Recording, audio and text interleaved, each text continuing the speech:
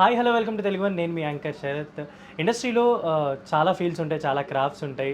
అలాంటి one of the major important craft ఏంటంటే art అనమాట. అంటే ఏ ఫిలిం రెడీ అవుతుందో ముందు చాలా వర్క్ జరుగుతాయి. ఆర్ట్కి సంబంధించి ముందు ప్రీ డిస్కషన్స్ కూడా చాలా జరుగుతాయి. అండ్ ఇప్పుడు ఆర్ట్ డైరెక్షన్ సంబంధించి ఇప్పుడు మనతో పాటు నాగేంద్ర గారు ఉన్నారు. సార్ నమస్తే సార్. నమస్తే. యా, సో ఇండస్ట్రీకి రావాలని చాలా మందికి ఉంటుంది. అండ్ ఏ సపోర్ట్ లేకుండా ఇండస్ట్రీకి వచ్చి సర్వైవ్ అయ్యి ఇంత ఇంత మంచి మంచి ఫిల్మ్స్కి ఆర్ట్ డైరెక్షన్ చేస్తున్నారు మీరు.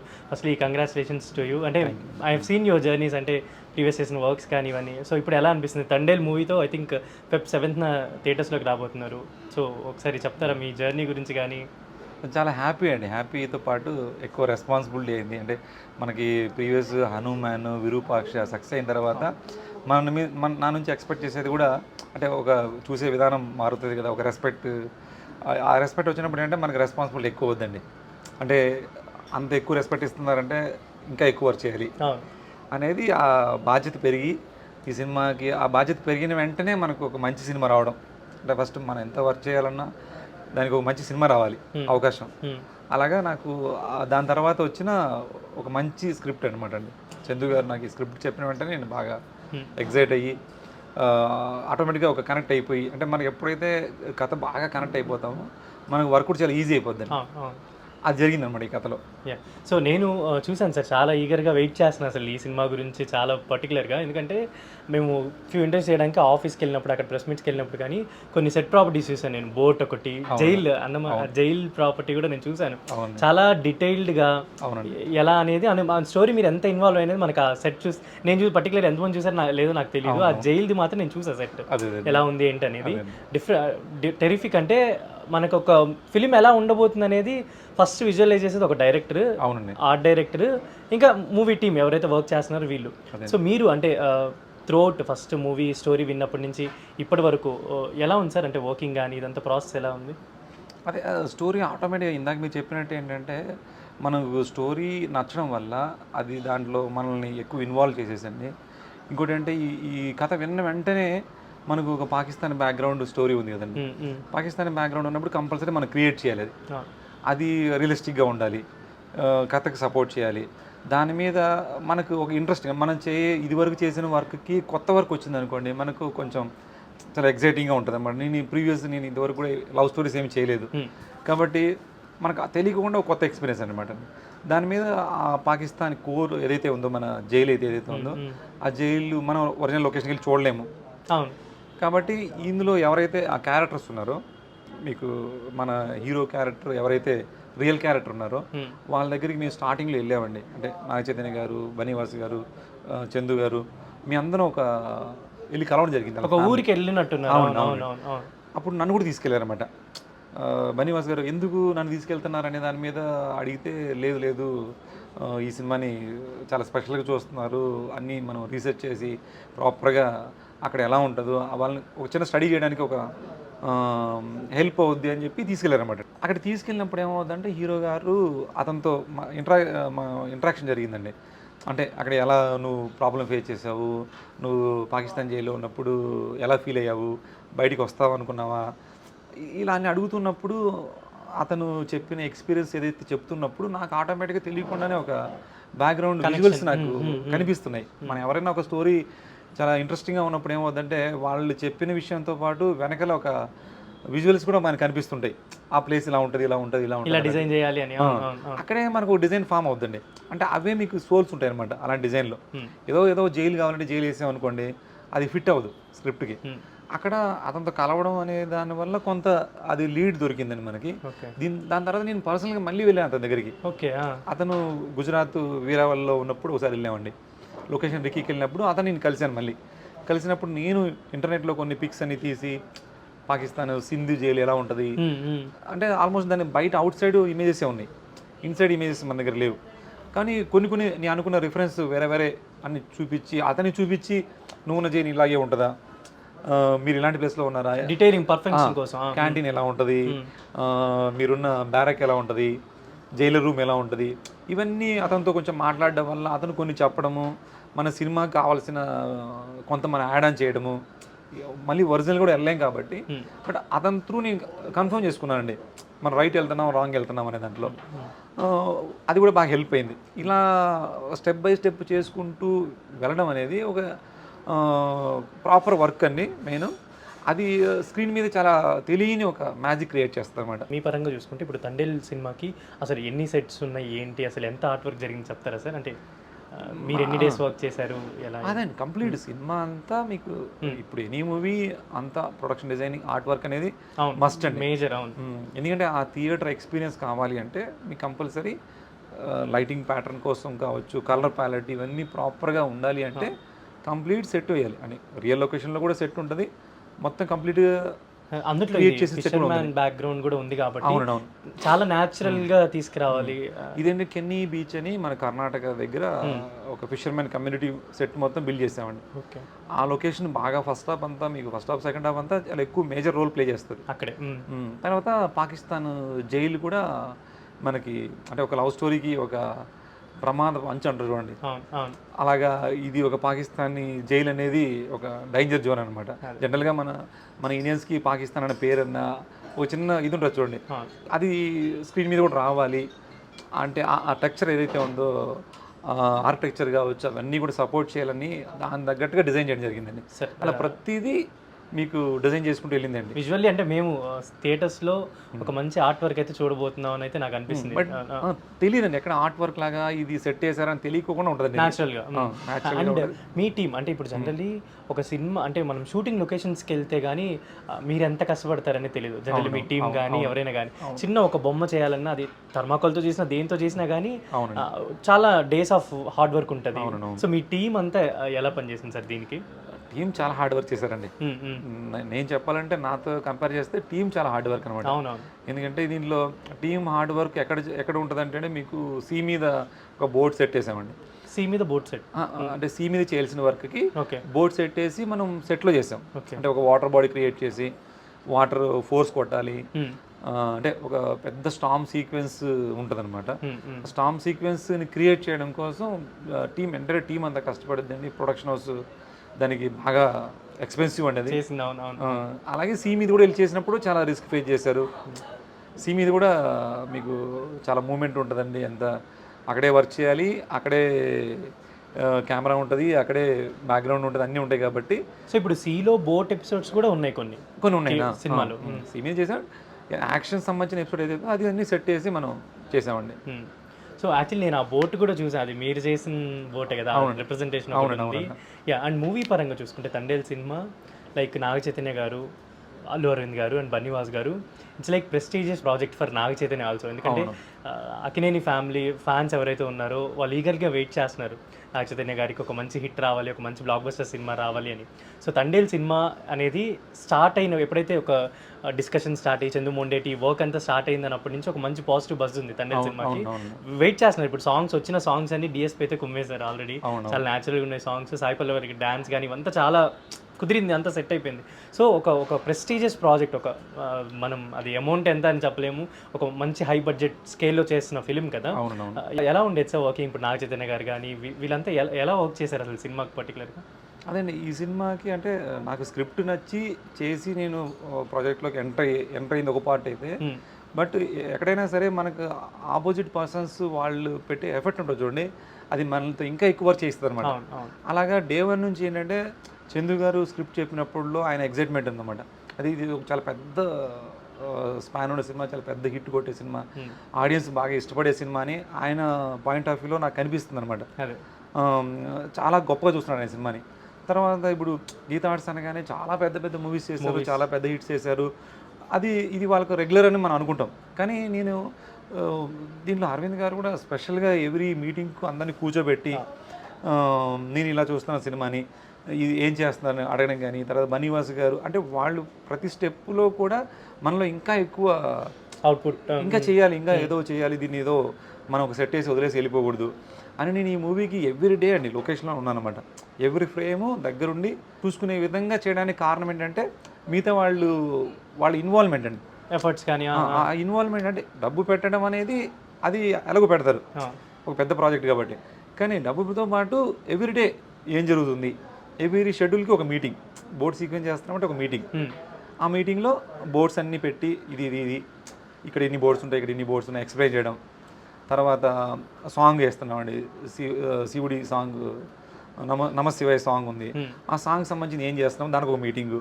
అందరూ కూడా మళ్ళీ నాగ చైతన్య గారు, సాయి పల్లవి గారు, అరవింద్ గారు, బన్నీవాస్ గారు, డిఓపి, ఎడిటరు అందరూ గ్రూప్ మీటింగ్ అనమాట. ఈ మధ్య కాలంలో ఇంట్లో గ్రూప్ మీటింగ్తో ప్రతి ఎపిసోడ్కి, ప్రతి సీన్కి ఒక వర్క్షాప్, ప్రతి సీక్వెన్స్కి ఒక వర్క్షాప్ అండి. మెయిన్ నాగ చైతన్య గారు ఏంటంటే బయటికి కనిపించారు అనమాట. ఆయన ఇన్నర్గా చాలా ఉంటుంది అనమాట, తపన ఉంటుంది. ఆ తపన్ని ప్రతి ఇన్సిడెంట్లో నేను చూశానండి. ఓకే. అంటే ఈవెన్ మేము ఒక శాండ్ ఫైట్ చేసాం అనమాట. చాలా టెంపరేచర్, నార్మల్ ప్లేస్ కన్నా చాలా టెంపరేచర్ ఎక్కువ అనమాట. సీ ఉంటుంది చుట్టూ, మధ్యలో పెద్ద శాండ్ ఫైట్ ఉంటుందండి. ఆ శాండ్ ఫైట్లో మనం ఒక 2 minutes ఎండలో ఉండాలంటే కష్టం అండి. వెంటనే ఎక్కడో ఒక చెట్టు కూడా ఎక్కడ లేవు అనమాట. ఏదో ఒక కటర్ స్టాండ్ దగ్గరికి వెళ్ళడము, లేదంటే మానిటర్కి పెట్టిన ఒక టెంట్ ఉంటుంది, ఆ టెంట్లోకి వెళ్ళి కూర్చోవడము, ఇలా చేసేవాళ్ళం. కానీ ఆయన కంప్లీట్ గొడుగు లేకుండా ఉండేవాళ్ళండి. ఎందుకు అంటే మామూలుగా జనరల్గా ఏంటి, మేకప్ చేసుకుంటే ట్యాన్ అయిపోవచ్చు అని ఉంటుంది. ఇదేంటి ఈ వాటర్ ఎపిసోడ్ చేయడం వల్ల ఏమవుతుందంటే, మేకప్ వేస్తే కూడా అది ఒక షాట్కి, రెండో షాట్కి మళ్ళీ ఆయన ఫేర్ కనిపించేవాళ్ళు, మేకప్ పోయేదనమాట. అందుకని ఆయన ఏంటంటే వాంటెడ్గా స్కిన్ ట్యాన్ అవ్వాలి అని కంటిన్యూ ఎండలో ఉండేవాళ్ళండి. ఆ ఎండలో ఉండి కూడా మళ్ళీ ఎటువంటి నీరసం ఉండడం ఇలాంటి ఏమి కాదు. మనం ఒక 2 minutes అలా వెళ్తే ఒక 10 o'clock నీరసం వచ్చిందండి. ఆ వేడికి, ఆ ఇదికి చాలా ఎప్పుడు బ్రేక్ అవుద్దా, మళ్ళీ ఎప్పుడు ప్యాకప్ అయ్యొద్దా అన్నట్టు లేదన్నమాట. కానీ ఆయన ఈవినింగ్ ప్యాకప్ అయ్యేంత వరకు కూడా చాలా ఎనర్జెటిక్గా, అంటే బయటికి కనపడుకోకుండా నా ఇంటర్నల్గా అది ఎంతో మీకు సినిమా కోసం ఏమైనా చేయాలి అనేది అలాంటి చూసినప్పుడు మనకు అనిపిస్తుంది అనమాట. అట్లా వాళ్ళు చేసే ప్రతి ఒక్కటి కూడా మన దగ్గర మన ఎక్కడ లూజ్ అవ్వకుండా, తక్కువ టైం ఉన్నా కూడా ఏదో చేసి వదిలేయాలని కాకుండా డీటెయిలింగ్ చేయాలి అనేది అలా ఒక టీం అండి. బాగా టీం వర్క్ కష్టం అనిపించలేదు ఎక్కడ కూడా. టీంలో ఒక ఒకరికొకరు మోటివేషన్ అనమాట, కనెక్షన్ అది. అదే అండ్ మీ అండ్ ఫిల్మోగ్రఫీ కూడా చూసుకుంటే లైక్ రీసెంట్గా హనుమాన్ హిట్, విరూపాక్ష హిట్, ధమాకా హిట్, ఇప్పుడు Thandel obviously super duper hit. So hit films అన్నీ మిమ్మల్ని వెతుక్కొని వస్తున్నాయా? మీరు హిట్ ఫిలిమ్స్ దగ్గరే ఉన్నారా? అంటే అదేమన్నా జరుగుతుందా మ్యాజిక్ ఏమన్నా? ఆల్రెడీ మీ కష్టం అంటే మీరు ఎప్పుడైతే ఇండస్ట్రీకి వచ్చినప్పటి నుంచి చేసుకున్న హార్డ్ వర్క్ ఇప్పుడు మంచి మంచి సినిమాలని మీరు చేస్తున్నారా? అదే నేనేంటంటే ఇది వరకు మనకంతా ఒక లర్నింగ్ స్టేజ్లో నేను ఫీల్ అవుతున్నానండి. బట్ ఇప్పటికీ లర్నింగే, ప్రాపర్ మంచి లర్నింగ్ అయ్యి నాకు ఒక డీటెయిలింగ్ తెలిసిన తర్వాత మంచి మంచి సినిమాలు వస్తున్నాయని అనుకున్నాను అనమాట. అది రావడము, నాకు ప్రాపర్ వర్క్ తెలుసుకోవడం ఒకేసారి జరిగింది కాబట్టి. అంతకుముందంతా ఒక యాక్సిడెంట్లోకి నేను ఆర్ట్ డైరెక్టర్ అయిపోయాను. బట్ చాలా మంది దగ్గర చాలా నేర్చుకున్నాను, డైరెక్టర్స్ దగ్గర కావచ్చు, వేరే మూవీస్ కూడా చూసండి, వేరే మూవీ చూసి వేరే ఆర్ట్ డైరెక్టర్స్ వర్క్ చూసి. ప్రజెంట్ ఏంటంటే తెలుగు సినిమాలో ఒక ప్రొడక్షన్ డిజైనర్కి ఎక్కువ స్పాన్ దొరకడము, వేరే ఆర్ట్ డైరెక్టర్స్ కూడా చాలా మంచి వర్క్ చేయడము, అది చూసి మనం ఇంకా బెటర్ చేయాలనుకోవడము. అంటే కాంపిటీషన్ కూడా మంచి అట్మాస్ఫియర్ ఉందనుకోండి, మంచి కాంపిటీషన్, క్రియేటివ్ ఆర్ట్ డైరెక్టర్స్ ఎక్కువ మంది ఉండడం వల్ల ఒకరిని మించి ఒకరు చేయాలనే దాంట్లో కూడా మన డీటెయిలింగ్ వర్క్స్ రావడం. మీ ప్రిన్సిపల్ నాకు చాలా నచ్చింది. ఏదంటే ఇండస్ట్రీకి వస్తాము, జనరల్లీ వర్క్ చేసుకుంటాం, ఒక సినిమా అయిపోతుంది, ఒక మనీ వస్తాయి, కానీ తర్వాత మన నెక్స్ట్ వర్క్ ఏంటంటే మనమే చూసుకోవాలి. మన హార్డ్ వర్కే మనల్ని ముందుకు తీసుకెళ్తుంది. అండ్ ఇంకోటి మీరు ఇంతకుముందు చెప్పినట్టు ఉన్నారు, మనం వర్క్ చేసేందుకు బాగానే ఉంటుంది, ఆ హీరో, ఆ క్రేజ్, ఇదంతా మన మీద ఉంటుంది, ఈ సినిమాకి పని చేస్తున్నారు, ఈ స్టార్తో వర్క్ చేస్తున్నారు అంటుంది. మళ్ళీ తర్వాత మన వర్క్ మనమే అని ఒక ప్రిన్సిపల్ ఇంకోటి ఉంది.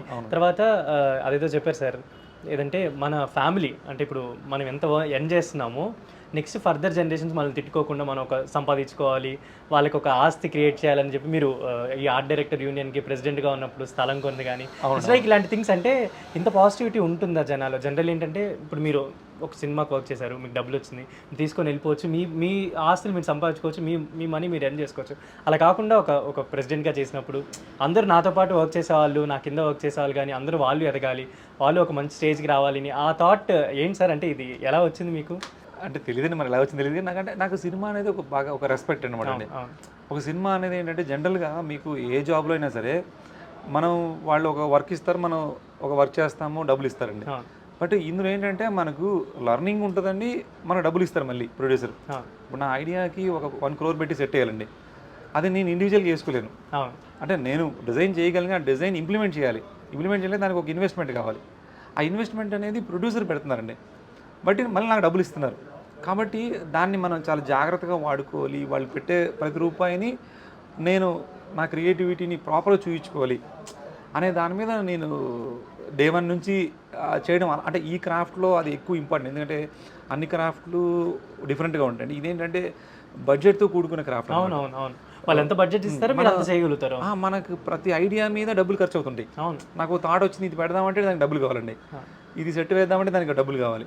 కాబట్టి దాన్ని జాగ్రత్తగా మనం వాడుకోవాలి, వేస్ట్ చేయకుండా అనే దాని మీద కొన్ని సినిమాలకి బడ్జెట్ లేక అది మూవీ రిక్వైర్మెంట్ ఉంటుంది, ఆ బడ్జెట్ ఉండదు, అప్పుడు మనకు ఒక పెయిన్ ఉంటుంది.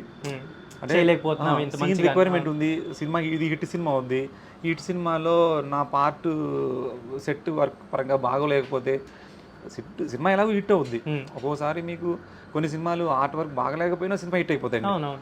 ఇప్పుడు వచ్చే సినిమాలకి ఆర్ట్ వర్క్, ప్రొడక్షన్ డిజైనింగ్ చాలా మేజర్ రోల్.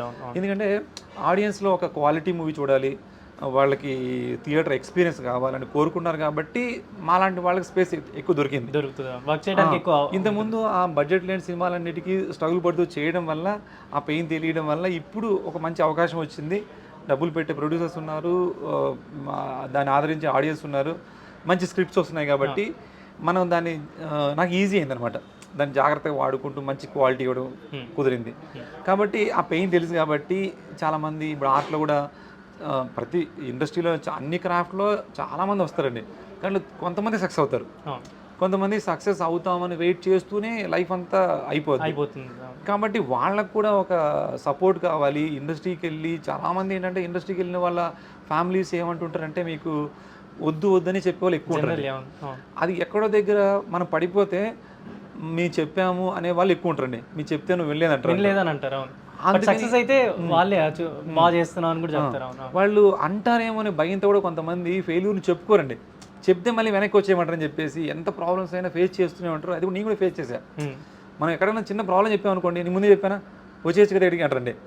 అలా చెప్తారని చెప్పి చెప్పమనేమో నాకు బాగానే ఉందని ఉంటాం, కానీ స్ట్రగుల్ ఫేస్ చేస్తూనే ఉంటాం. అది తెలియకుండా ఒక వయసు అయిపోద్దండి.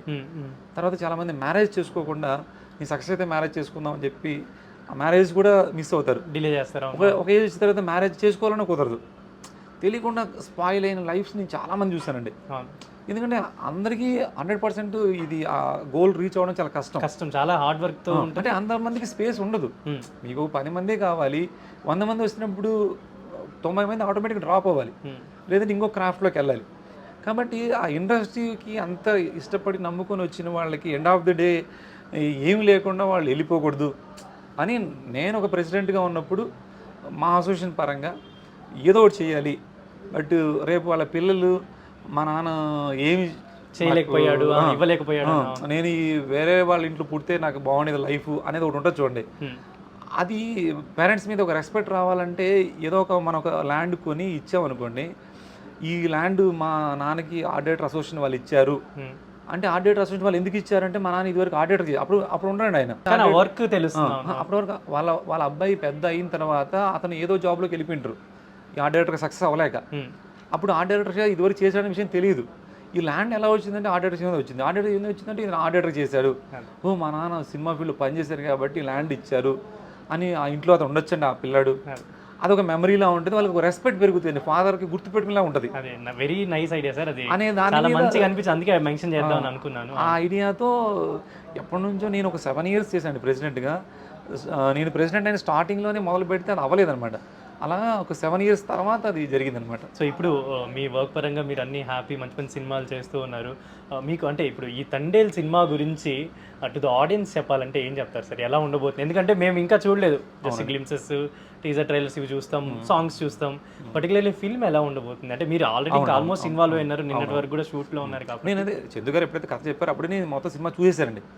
నేనైతే ఏదైతే సినిమా చూశానో మళ్ళీ నేను దీంట్లో మళ్ళీ ఫస్ట్ హాఫ్ చూశానండి. సినిమా చూస్తాను, ఫస్ట్ హాఫ్ మొత్తం చాలా ఎక్స్ట్రాడనరీగా వచ్చిందండి. నేను ఏదైతే ఆయన స్టోరీ చెప్పారో ఆ స్టోరీని నేను ఒక ఇమాజిన్ చేసుకున్నాను కదా, దానికన్నా బెటర్గా అనిపించింది. ఓకే, బట్ సెకండ్ హాఫ్ ఇంకా బాగుంటుంది, ఎందుకంటే సెకండ్ హాఫ్ స్టోరీ తెలుసు కాబట్టి అది ఆటోమేటిక్గా చాలా గొప్పగా ఉంటుంది.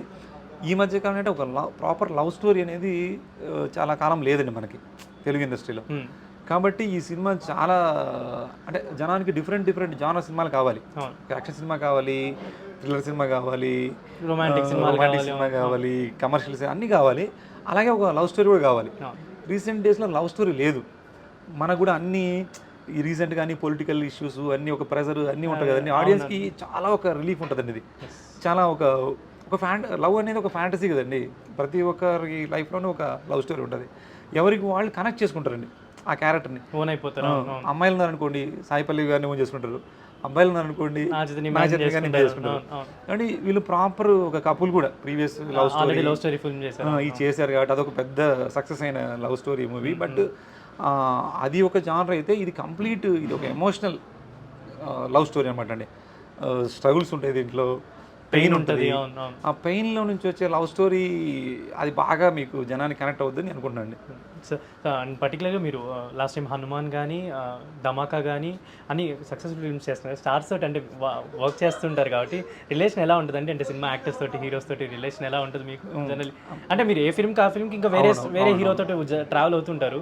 వాళ్ళు ఇప్పుడు రవితేజ గారితో వర్క్ చేశారు, 2 ఫిల్మ్స్ వర్క్ చేస్తున్నారు, సాయిధరం తేజ్ గారితో వర్క్ చేస్తున్నారు. అవునండి, అలా తేజస్ అందరితో వర్క్ చేస్తుంటారు కదా, రిలేషన్ ఎలా ఉంటుంది జనరల్లీ? అంటే అంటే ఓకే అండి, యాక్చువల్గా యాక్టర్స్తో ఇంటరాక్షన్ తక్కువ ఉంటుంది మనకి. అవును.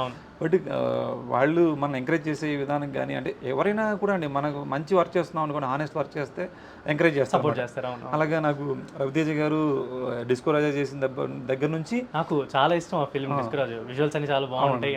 డిస్కో రాజా వర్క్ చాలా బాగా అందరికీ నచ్చిందండి. రవితేజ గారు కూడా అప్పుడు ఆ మూవీ తర్వాత అన్ని మూవీస్కి ఎవరైనా ఒక నెక్స్ట్ ప్రొడక్షన్ హౌస్ వస్తుందంటే సజెస్ట్ చేస్తారండి, మీరు వాళ్ళని పెట్టుకుంటే చాలా బాగా చేస్తారు, లేదు మీ ఇష్టం, మీరు ఎవరైనా ఇంకా బెటర్ పర్సన్ పెట్టుకున్నా నాకు పర్లేదు చాయిస్ అంటారు అని రవితేజ గారు ప్రతి మూవీకి నన్ను అలా చెప్పడం అనేది. అలాగే మీకు ధమాకా రావడం అయితే అండి, ఇప్పుడు మళ్ళీ మాస్ జాతర మూవీ కూడా మీరే చేస్తున్నానండి.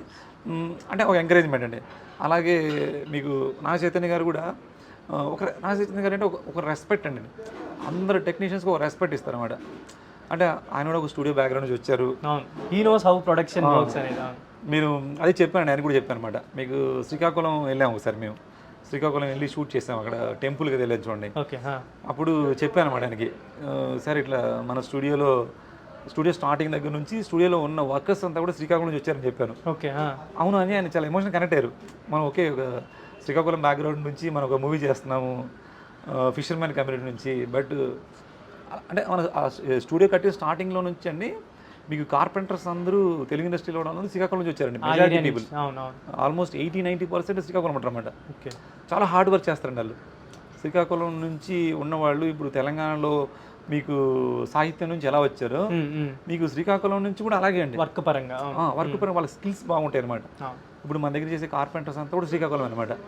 అలాగే మనం ఒక శ్రీకాకుళం బ్యాక్గ్రౌండ్ ఒక సినిమా తీసాము, ఇలా ఒక రిలేషన్ ఉంది అనగానే ఆయన చాలా ఎమోషనల్ ఫీల్ అయ్యారు అనమాట. అట్లా ఆయన అవన్నీ స్టూడియో బ్యాక్గ్రౌండ్ నుంచి వచ్చి చూశారు కాబట్టి ఎవ్రీ టెక్నీషియన్ని ఈక్వల్గా చూస్తారండి, చిన్న పెద్ద లేకోకుండా. అంటే మనం ఒక పెద్ద ఫ్యామిలీ నుంచి వచ్చి వాళ్ళ ఆ హ్యూమన్ బీయింగ్ అది ఉంటుంది చూడండి, అది మనం ఒక లర్నింగ్లో ఉంటుంది అనమాట. ప్రతి ఒక్కరి దగ్గర ఒక లర్నింగ్ ఉంటుంది. బట్ ఈయన దగ్గర కూడా నాకు అది బాగా అనిపించింది అనమాట. ఇండస్ట్రీలో మీకు అంటే ఫస్ట్ నుంచి సపోర్టివ్గా మరి కొంచెం ఫ్రెండ్లీగా ఒక ఐడియాలిస్టిక్గా మీకు ఎవరు ఉన్నారు సార్? అంటే ఇప్పుడు ఈ మూవీ పరంగానే కాకుండా జనరల్లీ ఫస్ట్ నుంచి మీరు ఇప్పటివరకు మీతో ట్రావెల్ అయిన ఫ్రెండ్, ఒక ఐడియాలిస్టిక్ పర్సన్, ఇలా చేయి అలా చేయి అని చెప్పేవాళ్ళు ఎవరో ఒకరు ఉంటారు కదా, ఒక పాజిటివ్ పీపుల్ ఉంటారు మీ సరౌండింగ్స్లో. అలా ఎవరైనా ఉన్నారా సార్? అండి ఫ్రెండ్స్ అండి, ఫ్యామిలీ. ఫ్రెండ్స్ ఉన్నారండి, ఫ్రెండ్స్ అందరూ సపోర్ట్ చేస్తారు. ఫ్యామిలీ అండి, మెయిన్ నా టీమ్ అండి. నా దగ్గర ఎవరైతే వర్క్ చేస్తున్నారో నా అసిస్టెంట్స్ కావచ్చు, నా కార్పెంటర్ మేస్త్రి కావచ్చు, వీళ్ళందరూ ఏంటంటే ఎంత హార్డ్ వర్క్ అయినా కూడా తక్కువ టైంలో అయినా కూడా నేను ఏదన్నా ఇది కావాలంటే అది ఎలాగైనా చేసేస్తూ ఉంటుంది తప్ప అవ్వదని చెప్పడం అనమాట. అది బాగా హెల్ప్ అనమాట అండి. అది వాళ్ళు డే 1 నుంచి వర్కర్సే నాకు మెయిన్ సపోర్ట్ అండి. బాగా వాళ్ళ వర్క్ మీరు రిప్రజెంటేషన్ అంతే. సో మీరు ఇలానే కంటిన్యూస్ హిట్ మూవీస్ తోటి ఆ తెలుగు ఆడియన్స్ని మీ వర్క్స్తో వాళ్ళకి జనరల్లీ మీకు చాలా రికగ్నేషన్ వస్తుంటుంది. ఏంటంటే సినిమా హిట్ అయితే మీకు ఇంకా మంచి రికగ్నేషన్ వస్తుంది. అలానే మీకు మంచి మంచి రికగ్నేషన్స్ అండ్ మంచి పెద్ద పెద్ద సినిమాలు మీరు చేయాలని అనుకుంటున్నాను. This is Sarath signing off from Telugu one.